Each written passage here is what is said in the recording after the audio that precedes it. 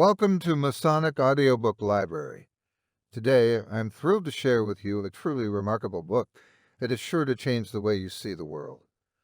I am reading The Secret Teachings of All Ages by Manly P. Hall, an incredible work that explores the esoteric teachings of ancient civilizations and delves deep into the mysteries of life and the universe. I believe that this book is essential reading for anyone who seeks knowledge and wisdom beyond what we are taught in our everyday lives. I invite you to join me on this journey as we explore together the secrets hidden within these pages. But this isn't just about me reading a book. It's about us coming together as a community of curious minds and passionate learners. So if you enjoy this content, please don't forget to like, comment, subscribe, and share with your friends so we can continue exploring these amazing ideas together. Let's dive into the secret teachings of all ages, the ancient mysteries and secret societies, which have influenced modern Masonic symbolism. When confronted with a problem involving the use of the reasoning faculties, individuals of strong intellect keep their poise and seek to reach a solution by obtaining facts bearing upon the question. Those of immature mentality, on the other hand, when similarly confronted, are overwhelmed. While the former may be qualified to solve the riddle of their own destiny, the latter must be led like a flock of sheep and taught in simple language. They depend almost entirely upon the ministrations of the shepherd. The Apostle Paul said that these little ones must be fed with milk, but that meat is the food of strong men. Thoughtlessness is almost synonymous with childishness, while thoughtfulness is symbolic of maturity. There are, however, but few mature minds in the world, and thus it was that the philosophic religious doctrines of the pagans were divided to meet the needs of these two fundamental groups of human intellect, one philosophic, the other incapable of appreciating the deeper mysteries of life. To the discerning few were revealed the esoteric, or spiritual, teachings, while the unqualified many received only the literal, or exoteric, interpretations. In order to make simple the great truths of nature and the abstract principles of natural law, the vital forces of the universe were personified, becoming the gods and goddesses of the ancient mythologies. While the ignorant multitudes brought their offerings to the altars of Priapus and Pan, deities representing the procreative energies, the wise recognized in these marble statues only symbolic concretions of great abstract truths. In all cities of the ancient world were temples for public worship and offering. In every community also were philosophers and mystics deeply versed in nature's lore. These individuals were usually banded together, forming seclusive philosophic and religious schools. The more important of these groups were known as the mysteries. Many of the great minds of antiquity were initiated into these secret fraternities by strange and mysterious rites, some of which were extremely cruel. Alexander Wilder defines the mysteries as sacred dramas performed at stated periods. The most celebrated were those of Isis, Sabazius, Cybele, and Eleusis. After being admitted, the initiates were instructed in the secret wisdom which had been preserved for ages. Plato, an initiate of one of these sacred orders, was severely criticized because in his writings he revealed to the public many of the secret philosophic principles of the mysteries. Every pagan nation had, and has, not only its state religion, but another into which the philosophic elect alone have gained entrance. Many of these ancient cults vanished from the earth without revealing their secrets, but a few have survived the test of ages, and their mysterious symbols are still preserved. Much of the ritualism of Freemasonry is based on the trials to which candidates were subjected by the ancient hierophants before the keys of wisdom were entrusted to them. Few realize the extent to which the ancient secret schools influenced contemporary intellects and, through those minds, posterity. Robert McCoy, 33 Degrees, in his General History of Freemasonry, pays a magnificent tribute to the part played by the ancient mysteries in the rearing of the edifice of human culture. He says, in part, "It appears that all the perfection of civilization and all the advancement made in philosophy, science, and art among the ancients are due to those institutions which, under the veil of mystery, sought to illustrate the sublimest truths of religion, morality, and virtue and impress them on the hearts of their disciples. Asterisk, asterisk, asterisk, their chief object was to teach the doctrine of one God, the resurrection of man to eternal life, the dignity of the human soul, and to lead the people to see the shadow of the deity in the beauty, magnificence, and splendor of the universe. With the decline of virtue, which has preceded the destruction of every nation of history, the mysteries became perverted. Sorcery took the place of the divine magic. Indescribable practices, such as the Bacchanalia, were introduced, and perversion ruled supreme, for no institution can be any better than the members of which it is composed. In despair, the few who were true sought to preserve the secret doctrines from oblivion. In some cases they succeeded, but more often the arcanum was lost, and only the empty shell of the mysteries remained. Thomas Taylor has written, man is naturally a religious animal. From the earliest dawning of his consciousness, man has worshipped and revered things as symbolic of the invisible, omnipresent, indescribable thing, concerning which he could discover practically nothing. The pagan mysteries opposed the Christians during the early centuries of their church, declaring that the new faith, Christianity, did not demand virtue and integrity as requisites for salvation. Celsus expressed himself on the subject in the following caustic terms. Thanks for tuning in. Just a quick reminder that this video is made possible by Masonic Audiobook Library, which gives you access to incredible works like The Secret Teachings of All Ages. As we continue with this book, we encourage you to subscribe so that you never miss an upload. We also welcome your comments and thoughts below each video. Let's build a community of learners together. That I do not, however, accuse the Christians more bitterly than truth compels may be conjectured from hence that the criers who call men to other mysteries proclaim as follows: Let him approach whose hands are pure, and whose words are wise.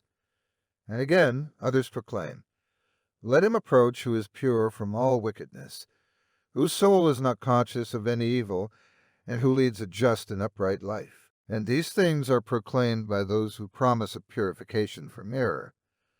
Let us now hear who those are that are called to the Christian mysteries. Whoever is a sinner, whoever is unwise, whoever is a fool, and whoever, in short, is miserable, him the kingdom of God will receive. Do you not therefore call a sinner, an unjust man, a thief, a housebreaker, a wizard, one who is sacrilegious, and a robber of sepulchres? What other persons would the crier nominate who should call robbers together? It was not the true faith of the early Christian mystics that Celsus attacked, but the false forms that were creeping in even during his day. The ideals of early Christianity were based upon the high moral standards of the pagan mysteries, and the first Christians who met under the city of Rome used as their places of worship the subterranean temples of Mithras, from whose cult has been borrowed much of the sacerdotalism of the modern church. The ancient philosophers believed that no man could live intelligently who did not have a fundamental knowledge of nature and her laws. Before man can obey, he must understand, and the mysteries were devoted to instructing man concerning the operation of divine law in the terrestrial sphere.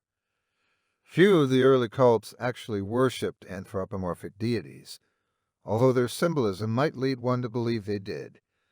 They were moralistic rather than religionistic, philosophic rather than theologic. They taught man to use his faculties more intelligently, to be patient in the face of adversity, to be courageous when confronted by danger, to be true in the midst of temptation, and most of all to view a worthy life as the most acceptable sacrifice to God, and his body as an altar sacred to the deity. Sun worship played an important part in nearly all the early pagan mysteries. This indicates the probability of their Atlantean origin, for the people of Atlantis were sun worshippers. The solar deity was usually personified as a beautiful youth, with long golden hair to symbolize the rays of the sun. This golden sun god was slain by wicked ruffians who personified the evil principle of the universe. By means of certain rituals and ceremonies, symbolic of purification and regeneration, this wonderful God of good was brought back to life and became the savior of his people. The secret processes whereby he was resurrected symbolized those cultures, by means of which man is able to overcome his lower nature, master his appetites, and give expression to the higher side of himself. The mysteries were organized for the purpose of assisting the struggling human creature to reawaken the spiritual powers which, surrounded by the flaming ring of lust and degeneracy, lay asleep within his soul. In other words, man was offered a way by which he could regain his lost estate. See Wagner's Siegfried. In the ancient world, nearly all the secret societies were philosophic and religious. During the medieval centuries, they were chiefly religious and political, although a few philosophic schools remained. In modern times, secret societies in the Occidental countries are largely political or fraternal, although in a few of them, as in Masonry, the ancient religious and philosophic principles still survive. Space prohibits a detailed discussion of the secret schools. There were literally scores of these ancient cults, with branches in all parts of the Eastern and Western worlds.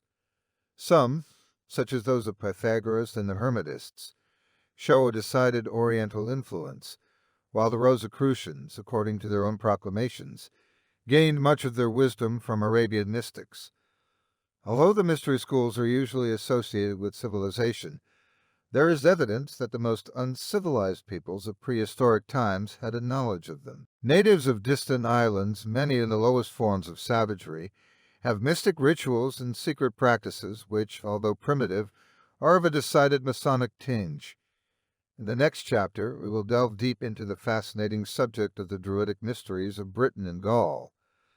The Druids were a group of ancient priests, philosophers, and scholars who played a significant role in shaping the spiritual and cultural fabric of these regions.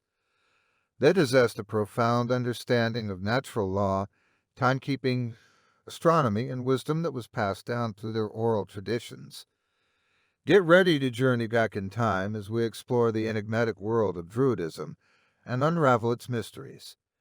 The Druidic and Oysteries of Britain and Gaul, the original and primitive inhabitants of Britain, at some remote period, revived and reformed their national institutes. Their priest or instructor had hitherto been simply named Gwyd, but it was considered to have become necessary to divide this office between the national, or superior, priest and another whose influence would be more limited. From henceforth, the former became Derwyd, Druid, or superior instructor, and the latter Gowyd, or Ovid, Ovate, subordinate instructor, and both went by the general name of Beard, bards, or teachers of wisdom. As the system matured and augmented, the bardic order consisted of three classes: the Druids, beard-brained, or privileged bards and ovates. See Samuel Merrick and Charles Smith, the costume of the original inhabitants of the British Islands. The origin of the word Druid is under dispute. Max Muller believes that, like the Irish word Drew, it means the men of the oak trees. He further draws attention to the fact that the forest gods and tree deities of the Greeks were called Dryads. Some believe the word to be of Teutonic origin. Others ascribe it to the Welsh. A few trace it to the Gaelic Druid, which means a wise man or a sorcerer. In Sanskrit, the word Dru means timber. At the time of the Roman conquest, the Druids were thoroughly ensconced in Britain and Gaul. Their power over the people was unquestioned, and there were instances in which armies, about to attack each other, sheathed their swords when ordered to do so by the white-robed Druids. No undertaking of great importance was scattered without the assistance of these patriarchs, who stood as mediators between the gods and men. The Druidic order is deservedly credited with having had a deep understanding of nature and her laws. The Encyclopedia Britannica states that geography, physical science, natural theology, and astrology were their favorite studies. The Druids had a fundamental knowledge of medicine, especially the use of herbs and simples. Crude surgical instruments also have been found in England and Ireland. An odd treatise on early British medicine states that every practitioner was expected to have a garden or backyard for the growing of certain herbs necessary to his profession. Eliphas Levi, the celebrated transcendentalist, makes the following significant statement. The Druids were priests and physicians, curing by magnetism and charging amulets with their fluidic influence. Their universal remedies were mistletoe and serpent's eggs, because these substances attract the astral light in a special manner. The solemnity with which mistletoe was cut down drew upon this plant the popular confidence and rendered it powerfully magnetic. Asterisk, asterisk, asterisk, the progress of magnetism will someday reveal to us the absorbing properties of mistletoe. We shall then understand the secret of those spongy growths which drew the unused virtues of plants, and become surcharged with tinctures and savors. Mushrooms, truffles, gall on trees, and the different kinds of mistletoe will be employed with understanding by medical science, which will be new because it is old asterisk, asterisk, asterisk, but one must not move quicker than science, which foresees that it may advance the further. See the history of magic. Not only was the mistletoe sacred as symbolic of the universal medicine, or panacea, but also because of the fact that it grew upon the oak tree. Through the symbol of the oak, the Druids worshipped the supreme deity. Therefore, anything growing upon that tree was sacred to him. At certain seasons, according to the positions of the sun, moon, and stars, the archdruid climbed the oak tree and cut the mistletoe with a golden sickle consecrated for that service. The parasitic growth was caught in white cloths provided for the purpose, lest it touch the earth and be polluted by terrestrial vibrations. Usually a sacrifice of a white bull was made under the tree. The Druids were initiates of a secret school that existed in their midst. This school, which closely resembled the Bacchic and Eleusinian mysteries of Greece, or the Egyptian rites of Isis and Osiris, is justly designated the Druidic mysteries. There has been much speculation concerning the secret wisdom that the Druids claimed to possess. Their secret teachings were never written, but were communicated orally to specially prepared candidates. Robert Brown, 32 Degrees, is of the opinion that the British priests secured their information from Tyrian and Phoenician navigators who, thousands of years before the Christian era, established colonies in Britain and Gaul while searching for tin. Thomas Morris, in his Indian Antiquities, discourses at length on Phoenician, Carthaginian, and Greek expeditions to the British Isles for the purpose of procuring tin. Others are of the opinion that the mysteries as celebrated by the Druids were of Oriental origin, possibly Buddhistic. The proximity of the British Isles to the lost Atlantis may account for the sun worship which plays an important part in the rituals of Druidism. According to Artemidorus, Ceres and Persephone were worshipped on an island close to Britain with rites and ceremonies similar to those of Samothrace. There is no doubt that the Druidic pantheon includes a large number of Greek and Roman deities. This greatly amazed Caesar during his conquest of Britain and Gaul, and caused him to affirm that these tribes adored Mercury, Apollo, Mars, and Jupiter, in a manner similar to that of the Latin countries. It is almost certain that the Druidic mysteries were not indigenous to Britain or Gaul, but migrated from one of the more ancient civilizations. The school of the Druids was divided into 3 distinct parts, and the secret teachings embodied therein are practically the same as the mysteries concealed under the allegories of Blue Lodge Masonry. The lowest of the 3 divisions was that of Ovate, Ovid. This was a honorary degree requiring no special purification or preparation. The Ovates dressed in green, the Druidic color of learning, and were expected to know something about medicine, astronomy, poetry if possible, and sometimes music. An Ovate was an individual admitted to the Druidic order because of his general excellence and superior knowledge concerning the problems of life. The second division was that of Bard Beard. Its members were robed in sky blue to represent harmony and truth, and to them was assigned the labor of memorizing, at least in part, the 20,000 verses of Druidic sacred poetry. They were often pictured with a primitive British or Irish harp, an instrument strung with human hair and having as many strings as there were ribs on one side of the human body. These bards were often chosen as teachers of candidates seeking entrance into the Druidic mysteries. Nephites wore striped robes of blue, green, and white, these being the three sacred colors of the Druidic order. The third division was that of Druid Derwitten. Its particular labor was to minister to the religious needs of the people. To reach this dignity, the candidate must first become a bard-brained. The Druids always dressed in white, symbolic of their purity and the color used by them to symbolize the sun. In order to reach the exalted position of Archdruid, or spiritual head of the organization, it was necessary for a priest to pass through the 6 successive degrees of the Druidic order. The members of the different degrees were differentiated by the colors of their sashes, for all of them wore robes of white. Some writers are of the opinion that the title of Archdruid was hereditary, descending from father to son, but it is more probable that the honor was conferred by ballot election. Its recipient was chosen for his virtues and integrity from the most learned members of the higher Druidic degrees. According to James Gardner, there were usually 2 Archdruids in Britain, one residing on the Isle of Anglesey and the other on the Isle of Man. Presumably there were others in Gaul. These dignitaries generally carried golden scepters and were crowned with wreaths of oak leaves, symbolic of their authority. The younger members of the Druidic order were clean-shaven and modestly dressed, but the more aged had long gray beards and wore magnificent golden ornaments.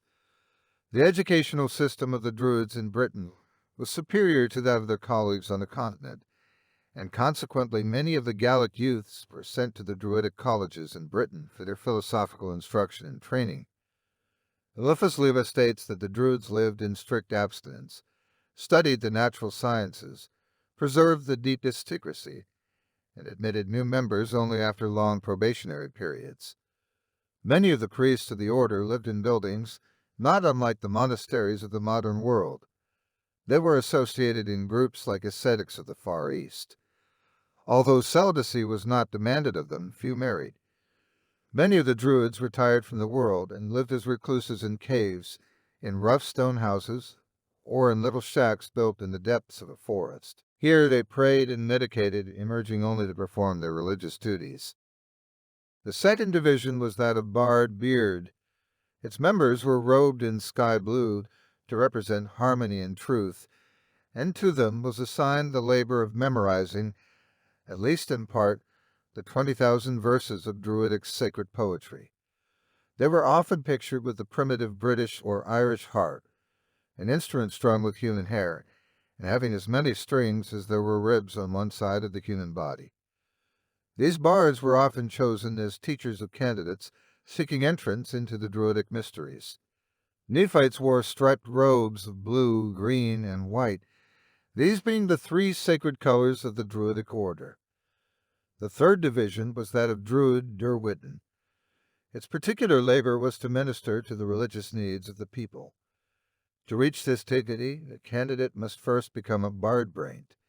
The Druids always dressed in white, symbolic of their purity and the color used by them to symbolize the sun. In order to reach the exalted position of Archdruid, or spiritual head of the organization, it was necessary for a priest to pass through the 6 successive degrees of the Druidic order.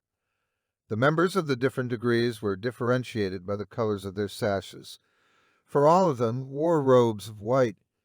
Some writers are of the opinion that the title of Archdruid was hereditary, descending from father to son, but it is more probable that the honor was conferred by ballot election. Its recipient was chosen for his virtues and integrity from the most learned members of the higher Druidic degrees. According to James Gardner, there were usually 2 Archdruids in Britain, one residing on the Isle of Anglesey and the other on the Isle of Man. Presumably there were others in Gaul.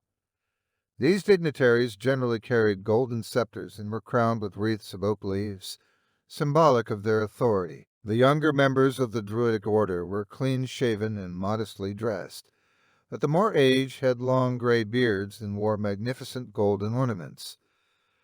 The educational system of the Druids in Britain was superior to that of their colleagues on the continent, and consequently many of the Gallic youths were sent to the Druidic colleges in Britain for their philosophical instruction and training.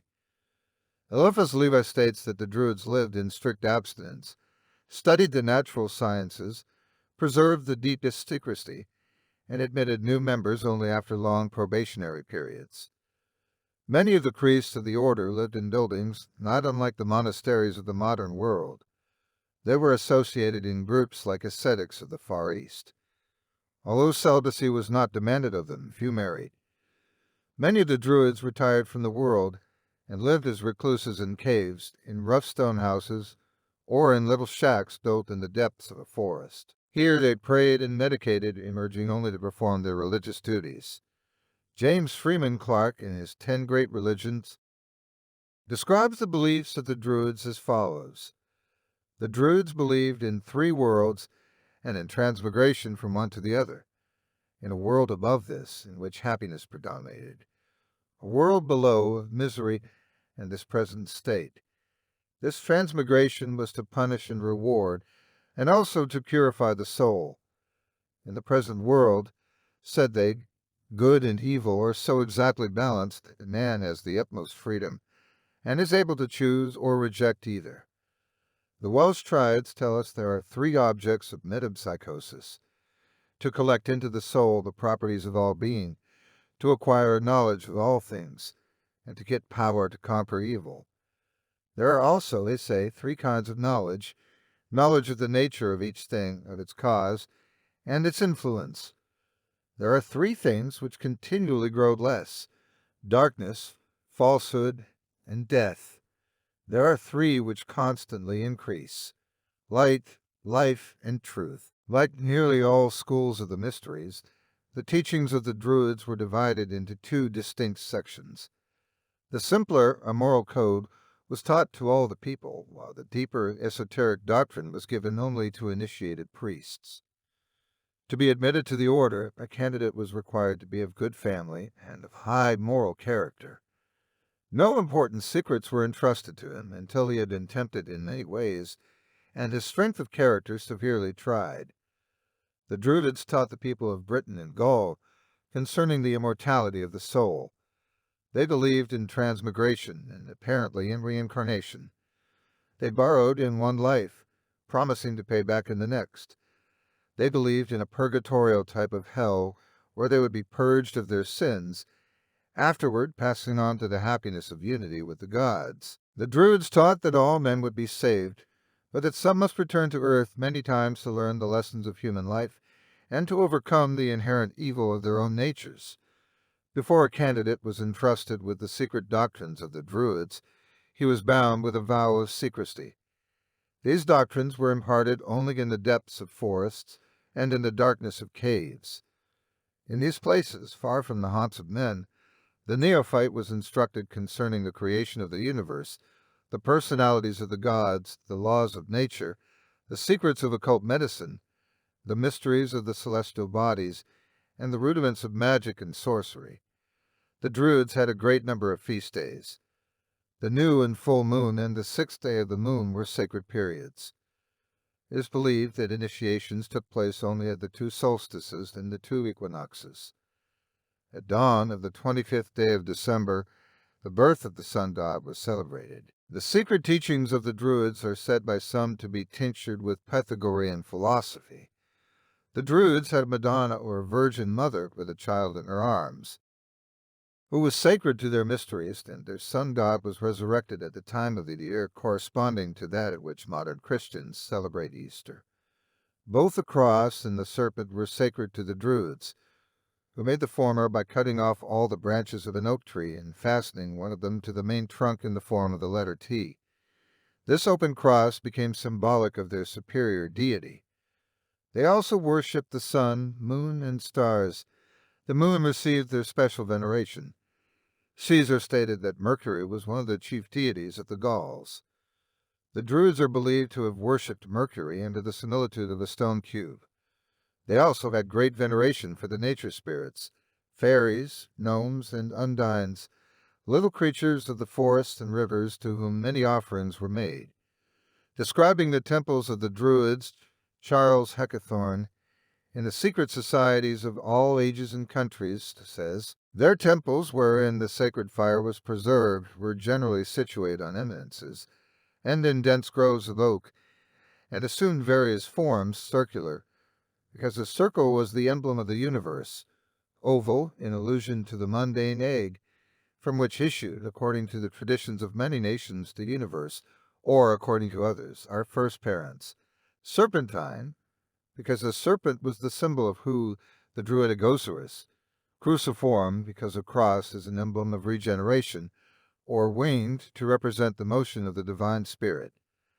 Asterisk, asterisk, asterisk, their chief deities were reducible to two, a male and a female, the great father and mother, Hu and Saridwin, distinguished by the same characteristics those belong to Osiris and Isis, Bacchus and Ceres, or any other supreme god and goddess representing the two principles of all being. Godfrey Higgins states that Hu, the mighty, regarded as the first settler of Britain, came from a place which the Welsh tribes call the Summer Country, the present site of Constantinople.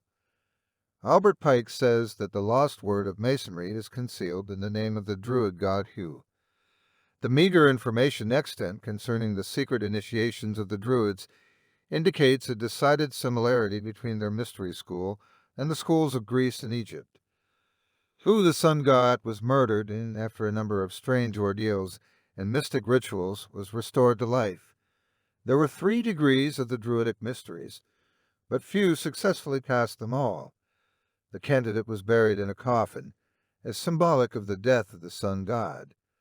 The supreme test, however, was being sent out to sea in open boat. While undergoing this ordeal, many lost their lives. Taliesin, an ancient scholar who passed through the mysteries, describes the initiation of the open boat in Faber's pagan idolatry. The few who passed this 3rd degree were said to have been born again, and were instructed in the secret and hidden truths which the Druid priests had preserved from antiquity.